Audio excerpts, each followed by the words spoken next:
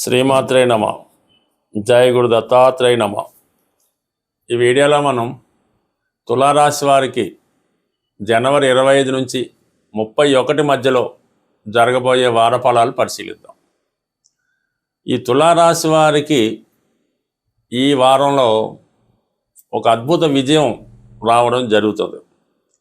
వీరికి 6వ స్థానంలో శనిగ్రహ సంచారం కొద్ది రోజులుగా సంచరిస్తున్నప్పటికి కూడా ప్రస్తుతం సొంత నక్షత్రం మీద ప్రయాణించడం జరుగుతుంది. అంటే ఇది ఉత్తరాభాద్ర నక్షత్రం ప్రవేశించడంతో ఈ తులారాశి వారికి శని భగవానుడు మరింత బలమైన ఫలితాలు ఇవ్వడం జరుగుతూ ఉంటుంది. అంటే సాధారణంగా ఒక గ్రహం ఏదన్నా ఒక రాశిలో ప్రవేశిస్తే ఆ రాశి ఫలితాలు ఇవ్వాల్సి ఉంటుంది. అదే రాశిలో ఒక నక్షత్రం మీద ప్రవేశించినప్పుడు ఆ నక్షత్ర ఫలితాలు కూడా ఇవ్వాల్సి ఉంటుంది. అంటే ప్రస్తుతం మరి ఈ శని భగవానుడు మీనరాశిలో సంచరిస్తున్నాడు. అంటే ముందుగా మీనరాశి ఫలితాలు మీకు ఇవ్వాలి. ఎప్పటిదాకా గురువు యొక్క నక్షత్రం అయినటువంటి పూర్వభాద్ర మీద ప్రయాణించడం వల్ల కంప్లీట్గా గురువు ఫలితాలు మీకు ఇవ్వడం జరిగింది. 6లో విజయస్థానంలో ఉన్నప్పటికి కూడా గురువు తృతీయ షష్టాధిపతిగా ఈ తులారాశి అయినటువంటి శుక్రుడికి శత్రుగ్రహం అవటం వల్ల ఇప్పటిదాకా మీకు 6వ స్థాన ఫలితాలు అందలేదనే చెప్తాడు. మరి ఇప్పుడు ఎప్పుడైతే సొంత నక్షత్రం మీద ప్రవేశించాడో కంప్లీట్గా మీకు శని సంపూర్ణంగా తన ఫలితాలు ఇవ్వడం వల్ల 6వ భావ ఫలితాలు మీకు అవకాశాలు రావడం జరుగుతుంది. అంటే ఉద్యోగ సంబంధించిన విషయాల్లో ఇప్పటిదాకా ఉన్నటువంటి సమస్యల నుంచి సంపూర్ణంగా బయటపడడం అన్నది జరుగుతూ ఉంటుంది.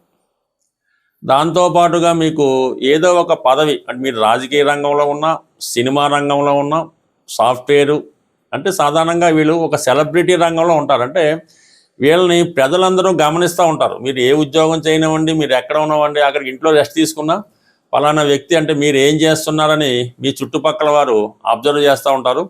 మీ విజయాన్ని సంతోషిస్తూ ఉంటారు, మీ అపజయాన్ని చెడుగానే మొత్తం మీద ప్రచారం చేయడం జరుగుతూ ఉంటుంది. అని మీరు ఒక పబ్లిక్ వ్యక్తిగా ఉండడం వల్ల ఈ సమయంలో మీ యొక్క ప్రయత్నాలకి, మీ యొక్క చర్యలకి గుర్తింపు రావడం జరుగుతూ ఉంటుంది. ఒకేసారి వెలుగులోకి రావడం జరుగుతూ ఉంటుంది. ఎక్కువగా ఈ సినిమా, టీవీ, మీడియా రంగంలో ఉన్న వాళ్ళకి మంచి అవకాశాలు రావడం జరుగుతుంది. వచ్చిన అవకాశాన్ని సక్సెస్ఫుల్గా మార్చుకోవడం జరుగుతూ ఉంటుంది. కారణం ఏంటంటే మనకి 5వ స్థానంలో రాహు ఉన్నాడు, 9వ స్థానంలో గురువు ఉన్నాడు. ఈ రెండు ఒక విధంగా ఏర్పడినటువంటి, అది గురుచండాల యోగం అయినప్పటికీ కూడా ఈ తులారాశి వారికి ఏదైతే సినిమా ఫీల్డ్ సంబంధించిన వాళ్ళు ఉంటారో, సాఫ్ట్వేర్ రంగం వాళ్ళు ఉంటారో, వాళ్ళకి కొత్త కొత్త అవకాశాలు రావడం జరుగుతూ ఉంటుంది. అంటే మిమ్మల్ని కొత్తగా ప్రజెంట్ చేయడం, మీలో ఉన్నటువంటి టాలెంట్ని పైకి తీసుకురావడం, ఈ విధంగా నడుస్తూ ఉంటుంది. అలాగే మీ మీద నమ్మకంతో అనేక మంది ఇన్వెస్ట్మెంట్ చేయడం జరుగుతూ ఉంటుంది. అలాగే మీరు వాళ్ళ నమ్మకాన్ని కూడా సక్సెస్ఫుల్ చేయడం జరుగుతూ ఉంటుంది. మీరు ఒక కన్స్ట్రక్షన్ రంగంలో ఉన్నాం, సినిమా రంగంలో ఉన్నాం, కంప్లీట్గా సక్సెస్ అన్నది ఈ సమయంలో రావడం జరుగుతుంటుంది. నిరభ్యంతరంగా ఈసారి మీరు గతంలో పోగొట్టుకున్న దాన్ని తిరిగి సంపాదించుకునే ప్రయత్నంలో తప్పకుండా విజయం సాధించడం జరుగుతూ ఉంటుంది. అంటే సాధారణంగా తులారాశి వారికి ఒక విధమైన అలవాటు ఉంటుంది. వారు ఏ రంగంలో ఉంటారో అదే రంగంలో ఎన్నిసార్లు అయినా ఓడిపోతూ ఉంటారు, గెలిచేదాకా కూడా పోరాడుతూనే ఉంటారు. ఒక సినిమా ఫీల్డ్ అవనివ్వండి, రాజకీయ రంగం అవనివ్వండి, ఇంకో క్రీడా రంగం అవనివ్వండి, వీళ్ళు అందులోనే అంటే పోగొట్టిన చోట ప్రయత్నం చేయాలనే ఉద్దేశంతో రావడం జరుగుతుంటుంది.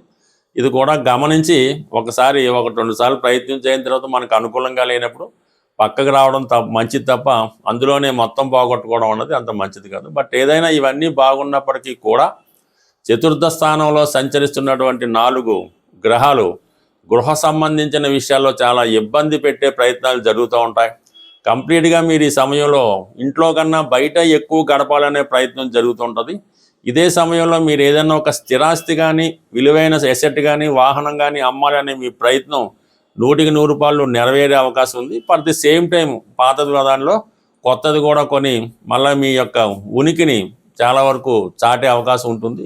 సాధారణంగా ఈ వార ఫలాలు ఫాలో అవుతున్నవారు, పరిశీలిస్తున్న వారికి చాలామందికి ఒక సందేహం అన్నది రావడం జరుగుతుంది.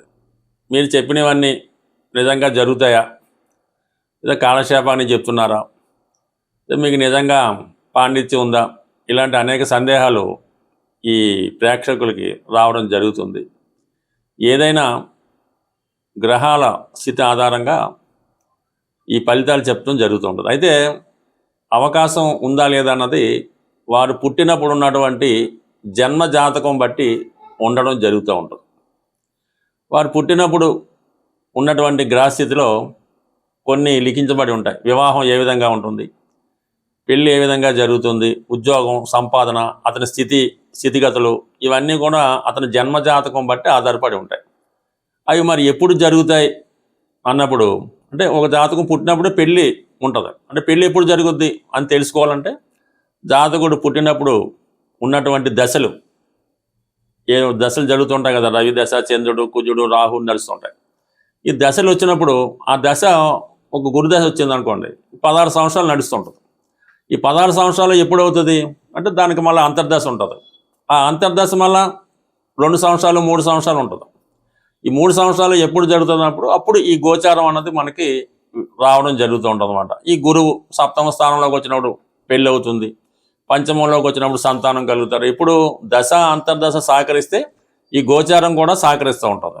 అలాగే ఏ సంవత్సరంలో జరుగుద్ది అన్నది గురువు చెప్తాడు, ఏ నెలలో జరుగుతున్నది రవి సంచారం అని తెలుసుకుంటాం అన్నమాట. అంటే రవి ప్రతి నెల ఒక రాశిలో మారుతుంటాడు కాబట్టి పలానా నెలలో ఈ సంతానం కలగవచ్చు, ఈ ఉద్యోగం రావచ్చు, ఈ ఆరోగ్యం కలగవచ్చు, రవిని బట్టి చెప్తాం. మరి ఏ రోజు జరుగుతుంది అంటే చంద్రుడి యొక్క సంచారం బట్టి చెప్తూ ఉంటుంది.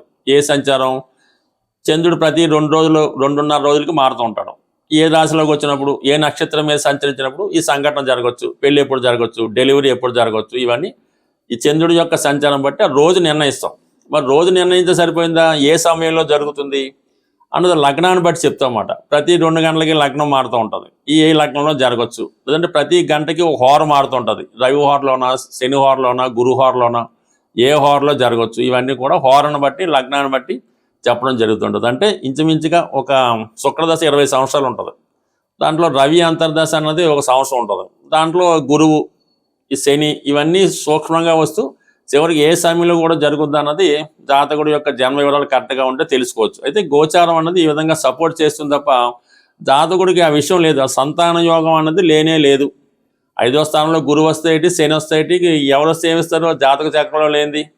అలాగే ఉద్యోగం, జాతక చక్రం ఉద్యోగం ఉంటే ఉద్యోగం వస్తుంది, లేనిది అయితే రాదు. ఇవన్నీ కూడా కేవలం గోచారం అన్నది మీ జన్మ జాతకంలో ఉన్నవి ఎప్పుడు జరుగుతుందని చెప్పడానికి ఉపయోగపడతాయి. అవి ఉంటేనే మీకు జరుగుతాయి, లేనప్పుడు జరిగే అవకాశం అయితే లేదు. అవి ప్రాంతాల వారుగా మనం ఉన్న ప్రాంతాన్ని బట్టి, ఉదాహరణకు అమెరికాలో ఉన్న వాళ్ళకి రాహుదశ యోగిస్తుంటుంది, బ్రహ్మాండంగా అక్కడ బాగుంటుంది. మన ఇండియాలో భారతదేశంలో ఉన్న వాళ్ళకి, సాంప్రదాయంగా ఉన్న వాళ్ళకి గురుదశ బాగుంటుంది. ఈ విధంగా ప్రాంతాన్ని బట్టి కూడా మారడం జరుగుతుంటుంది. కాబట్టి బట్ ఏదైనా మనం ప్రతి దినచర్య ప్రకారం రోజు దైవ ప్రార్థన చేసుకోవడం, పర్టికులర్గా ఇది మాఘమాసం కాబట్టి ఈ మాఘమాసం అన్నది కృష్ణమూర్తి అంటే విష్ణు భగవానుడికి, కృష్ణుడికి ఇష్టమైనవి కాబట్టి ఈ మాఘమాసంలో వీలైతే ప్రతిరోజు నెలకొకసారి లేదంటే వారంకోసారి ఏదైనా వెంకటేశ్వర స్వామి టెంపుల్లో, సత్యనారాయణ టెంపుల్లో ఏ టెంపుల్ని దర్శించడం, వీలైతే విష్ణు సహస్రనామం, అంతగా కుదరకపోతే మరి వెంకటేశ్వర స్వామి గోవిందనామాలు ఏదో ఒకటి చేసుకోవడం, కనీసం శనివారం అన్న నియమంగా ఉండడం, ఏదో ఒక పుణ్యనది స్నానం చేయడం, ఏది మీకు వీలు అంటే ఏది అది సాంప్రదాయంగా పెద్దలు నిర్ణయించే ప్రకారం ఏదో ఒక పుణ్య కార్యక్రమం చేయడం వల్ల మన జాతకంలో ఉన్నటువంటి పాపకర్మలు నశించి కొత్తగా జీవితాన్ని ముందుకెళ్ళడం బాగుంటుంది. ఏదైనా ఒక పూర్వపుణ్యం కూడా మన జాతకంలోనే ఉంటుంది. గత జన్మలో వీడు ఏం చేసాడు అన్నది కూడా అందులో ఉంటుంది. అది మంచిగా ఉంటే ఈ జన్మలో అనుభవిస్తాం. అసలు పూర్వపుణ్యమే లేనప్పుడు ఈ జాతకం ఎలా బాగుంటుంది. ఇవన్నీ కూడా జన్మ జాతకం బట్టి ఆధారపడి ఉంటుంది తప్ప గోచారం అన్నది కేవలం ఆ టైం టేబుల్ లాగా జరుగుతుందా లేదా అన్నది చెప్తూ ఉంటుంది. అది మీ జాతకంలో ఉంటేనే జరుగుతుంది కాబట్టి జాగ్రత్తగా గమనించండి. బట్ ఏదైనా ప్రతి నెగిటివ్ని మీరు పాజిటివ్గా మార్చుకోవచ్చు. అది కేవలం మీ వల్ల, మీ సంకల్పం వల్ల మాత్రమే జరుగుతుంది తప్ప ఎవరికో డబ్బులు ఇచ్చి జపాలు చేయించి పూజలు చేయించినా జరగదు, ఉంగరాలు పెట్టుకున్నా జరగదు.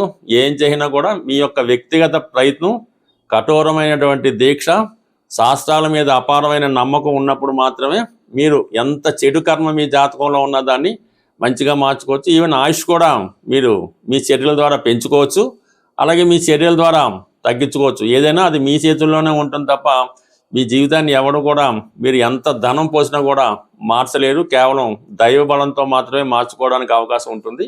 స్వస్తి.